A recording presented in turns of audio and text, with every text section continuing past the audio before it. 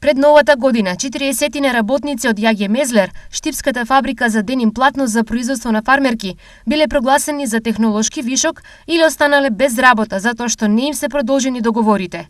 Дел од нив биле пред пензија, дел со решенија за работен однос на неопределено време, но сепак сите завршиле со отказ. Тие одржале средба со градоначалникот на Штип Иван Јорданов, кој им кажал дека иако нема ингеренции, сепак ќе се обиде да разговара со раководството на турската компанија, собственик на фабриката.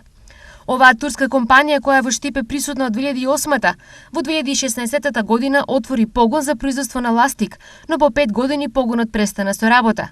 Сега таква судбина се надвиснува и над главниот погон за производство на деним платно. Кој од над 100 вработени во новата 2023 се свел само на 30 работници, пренесува порталот СДК.